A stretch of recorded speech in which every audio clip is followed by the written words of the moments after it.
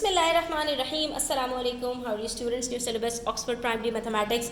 हमारे पास text book है क्लास 5 की चैप्टर नंबर 13 में हम प्रॉपर्टीज़ ऑफ ट्राइंगल्स को स्टडी कर रहे हैं। पेज नंबर 271 और 272 के ऊपर हमने कुछ प्रॉपर्टीज़ के क्वेश्चंस किए थे। आज उसी सिलसिले में हम थोड़े से क्वेश्चंस मजीद करेंगे, तो वीडियो एंड तक देखिएगा, स्किप मत कीजिएगा। ये आपके लिए काफ़ी इन्फॉर्मेटिव और काफ़ी आपके लिए काम की वीडियो साबित होने वाली है इंशाल्लाह। ठीक है, इसमें हमसे कह रहे हैं ACD and ECB are straight lines. आपको यहाँ पर दो अदद स्ट्रेट लाइन्स नज़र आ रही हैं। ठीक है, अब इन स्ट्रेट लाइन्स का हमें क्या फ़ायदा होगा अभी हम देखते हैं। उसके बाद हमसे कह रहे हैं कि फाइंड एंगल Z। आप सिर्फ ये वाला जो एंगल Z है ना, ये हमें फाइंड आउट करके दे दीजिए। तो अब इसको फाइंड आउट करने के लिए हम क्या कर सकते हैं स्टूडेंट्स, हमें वो एक प्रॉपर्टी याद आती है कि अगर दो स्ट्रेट लाइन्स किसी पॉइंट पर मीट कर जाएं तो वहाँ पर जो ऑपोजिट एंगल्स बनते हैं वो हमेशा सेम होते हैं। तो हमारे पास ये जो एंगल बनेगा EZD, ये जो आपको नज़र आ रहा है, ये बराबर होगा ACB के। यानी अगर ये एंगल मुझे पता चल जाए तो मैं आसानी से कह सकती हूँ कि भाई ये एंगल Z मुझे खुद ब खुद पता चल जाएगा, क्योंकि ये उसके इक्वल होगा। ठीक है, तो ये प्रॉपर्टीज़ अगर हमें याद हों स्टूडेंट्स, इसको कहते हैं हम वर्टिकली ऑपोजिट एंगल्स। तो अगर ये प्रॉपर्टीज़ याद हो तो हम ये क्वेश्चंस बड़ी चुटकियों में बड़ी आसानी से कर सकते हैं। उसके बाद अब हम देख रहे हैं कि भाई ये दो हमें लाइंस बनाकर दे दी गई हैं, जिसका मतलब क्या है कि ये जो अंदर ट्रायंगल है ना, ये हमारे पास आइसोसेलेस ट्रायंगल है। ठीक है, क्योंकि ये इसी बात की निशानी कर रहा है कि ये दो साइड्स इक्वल हैं और दो साइड्स आइसोसेलेस ट्रायंगल में ही इक्वल होती हैं। जब ये दो साइड्स इक्वल हुई स्टूडेंट्स, तो इसके ऑपोजिट में जो एंगल है ये ABC और इसके ऑपोजिट में जो एंगल है CAB, ये दोनों भी इक्वल होंगे। और अगर एक एंगल गिवन है तो दूसरा एंगल खुद ब खुद पता चल जाएगा। यानी एक एंगल 30 है तो दूसरा भी 30 है, एक एंगल 40 है तो दूसरा भी 40 है। तो हमारी खुशनसीबी कि हमें एक एंगल उन्होंने बता दिया, दूसरा एंगल हमने खुद निकाल लिया, तीसरा एंगल इन दोनों को प्लस करेंगे और 180 में से माइनस कर देंगे। वही प्रॉपर्टी याद आ गई दोबारा से, sum of angle of a triangle is 180 degrees. तो जब ये दोनों मिलकर 60 डिग्रीज बन रहे हैं और 180 में से हम माइनस करेंगे 60 को, तो बचेगा क्या? बचेगा 120 डिग्री। और जब ये हमें पता चल गया तो हमने कहा भाई ये तो वर्टिकली ऑपोजिट एंगल इसके बराबर है और ये हमारे पास एंगल Z 120 डिग्रीज निकल कर आ गया। अभी हमने कोई लंबी चौड़ी कैलकुलेशंस नहीं की हैं, हम सारा काम माइंड में ही कर रहे हैं, लेकिन ये हमारा एंगल Z निकल कर आ गया। लेकिन हमें सिर्फ माइंड तो अपना नहीं दिखाना ना, वहाँ पर तो हमें वर्किंग्स करनी होती है एग्जाम में। तो वहाँ पर हम कैसे वर्किंग्स करेंगे? सिंपल है स्टूडेंट्स। ठीक है, सबसे पहले हमने कहा कि भाई हम रिवर्स वर्किंग करते हैं। सबसे पहले हमने क्या किया था, ये हमने देखा था आइसोसेलेस ट्राइंगल है, तो इसकी वजह से ये जो एंगल CAB है इसके बराबर हमारा एंगल ABC हो जाएगा। तो जब CBA हमारे पास 30 डिग्रीज है तो ABC भी हमारे पास यहाँ पर जो है वो CAB भी हमारे पास यहाँ पर 30 डिग्रीज हो जाएगा। जब ये भी 30 डिग्रीज हो गया तो इन दोनों को उठाकर हमने 180 में से माइनस कर दिया। जब 180 में से इन दोनों को माइनस किया तो हमारे पास ये एंगल ACB क्या निकल कर आ गया कि हमारे पास 120 डिग्रीज निकल कर आ गया। ठीक है, ये हो गया हमारा पहला स्टेप। उसके बाद नेक्स्ट स्टेप में हमने क्या कहा था कि भाई ये जब एंगल हमें पता चल गया तो ये जो एंगल Z है ये इसी के बराबर है। और वो क्यों है? क्योंकि ये वर्टिकली ऑपोजिट एंगल्स हैं और ये हमेशा बराबर होते हैं। तो ये भी हमारे पास एंगल Z बराबर हो गया 120 डिग्रीज के। कितना मजे का क्वेश्चन था स्टूडेंट्स और कितना आसान था। सिर्फ हमने दो प्रॉपर्टीज यहाँ पर लगाई और हमारा क्वेश्चन बड़े मजे से सॉल्व हो गया। नेक्स्ट में हमसे कह रहे हैं find figure ABC is an equilateral triangle. ये जो ABC आपको नजर आ रहा है ये इक्विलेटरल ट्राइंगल है। इन्होंने यहाँ पर लाइंस भी डाल दी कि भाई इन तीनों की जो लेंथ है वो बराबर है। तो इसका मतलब है कि इनके जो एंगल्स हैं वो भी तीनों के 60 डिग्रीज होंगे। ठीक है, यानी ये एंगल ABC, CBA और BAC ये तीनों 60 डिग्रीज होंगे। अलबत्ता यहाँ पर हमें इन्होंने ये स्प्लिट करके दे दिया है, तो आधा एंगल ये रहा, आधा एंगल इधर आएगा। इसी तरह ये भी दो एंगल्स में स्प्लिट हो जाएगा। एनीवेज, हमसे यहाँ पर मजीद कह रहे हैं कि figure ACD is an isosceles triangle. ठीक है, इसके अंदर मजीद इन्होंने जो एक ट्राइंगल बनाया तो ये इन्होंने कहा कि ये एक आइसोसेलेस ट्राइंगल, और इसके अंदर ये भी बता दिया कि ये वाली जो दो साइड्स है ना ये इक्वल हैं। ठीक है, ये वाली साइड इन दोनों के इक्वल नहीं है, क्योंकि आइसोसेलेस में दो ही साइड्स इक्वल होती हैं। इसका मतलब है इसके ऑपोजिट में जो ये वाला एंगल बनेगा और इसके ऑपोजिट में जो ये वाला एंगल बनेगा, ये भी दोनों आपस में बराबर होंगे। ठीक है, अब अगर एक एंगल हमारे पास 100 डिग्रीज है तो क्या ये दोनों एंगल्स हम निकाल सकते हैं, बहुत आसानी से निकाल सकते हैं। 180 में से 100 को माइनस कीजिए, क्या आंसर आएगा हमारे पास 80 डिग्रीज। 80 डिग्रीज हम इक्वली दोनों में डिवाइड कर देंगे क्योंकि दोनों बराबर हैं, ठीक है। 80 को जब डिवाइड करेंगे 2 से तो आंसर आ जाएगा 40 डिग्रीज। 40 डिग्रीज इसका मतलब है ये भी 40 है और ये भी 40 है। जब ये दोनों एंगल्स पता चल गए तो क्या हम ये दोनों एंगल्स पता लगा सकते हैं? बिल्कुल पता लगा सकते हैं। ये दोनों एंगल मिलकर 60 डिग्रीज बन रहे हैं, जिसमें से एक एंगल 40 है तो दूसरा कितना होगा 60 माइनस 40 दैट इज 20 डिग्रीज। इसका मतलब है ये 60 स्प्लिट हुआ है, अंदर 40 बाहर 20 डिग्रीज। तो जब ये 40 है तो ये भी कितना होगा 20 डिग्रीज, ठीक है। तो ये देखिए हमने यहीं पर फिगर में क्वेश्चन को सॉल्व कर लिया। हमसे क्या कह रहे हैं, लेकिन हमें तो इन सारे एंगल्स को निकालना ही नहीं था, हमसे तो कह रहे हैं भाई एंगल DCB निकाल कर दे दो। DCB कौन सा एंगल है? ये हमारे पास एंगल DCB ये वाला एंगल है जो कि हमने निकाल लिया है। भाई ये पूछा था हमसे, यही वाला एंगल पूछा था स्टूडेंट्स, तो हमने इसको यहाँ पर कैलकुलेट कर लिया है। अब देखिए इसको कैलकुलेट हमें वर्किंग में किस तरह से शो करना है उसको देख लेते हैं।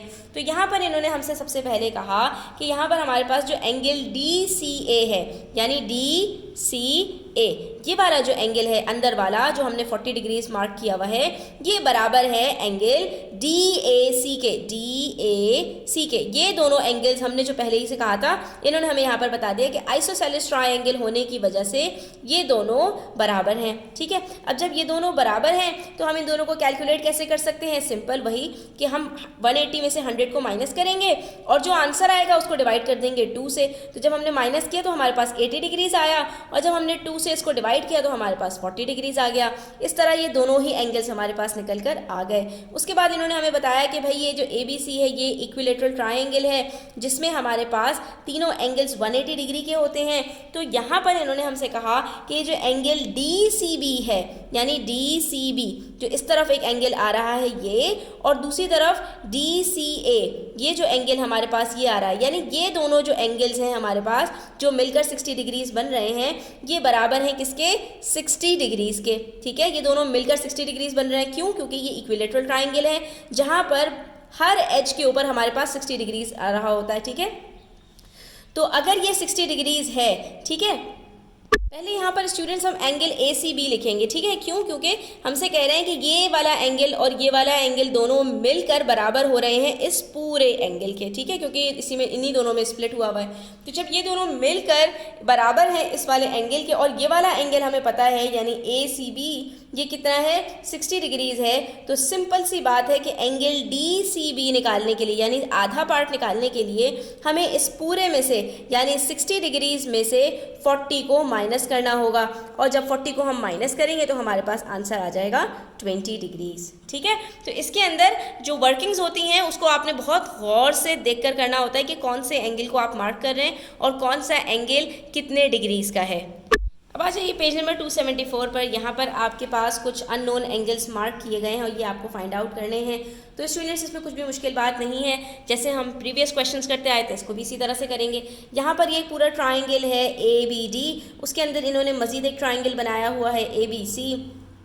अब ये वाला जो ABC ट्राइंगल है ये हमारे पास हमसे कह रहे हैं कि भाई आपने ईच टाइप ऑफ ट्राइंगल को भी आइडेंटिफाई करना है। तो ये हमारे पास क्या बन रहा है स्टूडेंट्स, ये हमारे पास राइट एंगल ट्राइंगल है। कौन सा वाला एंगल, ये कौन सा वाला ट्राइंगल, ये हमारे पास जो ट्राइंगल ABC है ये हमारे पास राइट एंगल ट्राइंगल है। अलबत्ता ये जो ABD है इसका एंगल हमारे पास 90 डिग्री से एक्सटेंड कर रहा है। तो जो भी हमारे पास ट्राइंगल ऐसा होता है जिसमें एक एंगल भी 90 डिग्री से बड़ा हो, ठीक है, एक ही एंगल बड़ा हो सकता है 90 डिग्री से ज़्यादा, दो एंगल बड़े नहीं हो सकते क्योंकि उसका सम जो होता है वो 180 डिग्री के बराबर करना होता है। तो अगर एक एंगल हमारे पास 90 डिग्री से बड़ा हो तो वो हमारे पास ऑब्ट्यूज एंगल्ड ट्राइंगल होता है। तो इसका मतलब ये हुआ कि हमारे पास यहाँ पर जो ये ट्राइंगल है ABD ये हमारे पास ऑब्ट्यूज एंगल ट्राइंगल है और इसके अंदर जो ट्राइंगल है ये हमारे पास राइट एंगल ट्राइंगल है क्योंकि इसमें हमारे पास 90 डिग्री का एक एंगल मौजूद है। तो क्या हम ये एंगल W मालूम कर सकते हैं? बिल्कुल मालूम कर सकते हैं स्टूडेंट्स। हमारे पास यहाँ पर इस वाले ट्राइंगल के अंदर ये एंगल भी गिवन है 55 डिग्रीज, ये एंगल भी गिवन है 24 डिग्रीज। हम इन दोनों को ऐड करेंगे। हम जब इन दोनों को ऐड करेंगे तो हमारे पास आंसर क्या आएगा? हमारे पास आंसर आएगा 79 डिग्रीज। उसके बाद 79 में हम 90 डिग्रीज मज़ीद ऐड करेंगे। ठीक है, 79 में जब हम 90 डिग्रीज मज़ीद ऐड करेंगे तो ये हमारे पास बन जाएगा 169, और 169 को जब हम 180 में से सब्ट्रैक्ट करेंगे तो हमारे पास 11 डिग्रीज आ जाएगा, और ये हमारे पास एंगल W 11 डिग्रीज हो जाएगा। क्यों? क्योंकि ये जो सम ऑफ ट्राइंगल्स है कि हमेशा 180 डिग्री के बराबर होता है। इसमें से हमने तीनों एंगल्स को सब्ट्रैक्ट कर दिया, 24 को भी, 55 को भी, और ये जो एंगल दो में स्प्लिट हुआ हुआ है इसके 90 डिग्रीज को भी। जब हमने इन सबको सब्ट्रैक्ट कर दिया तो हमारे पास सिर्फ 11 डिग्रीज बच गया।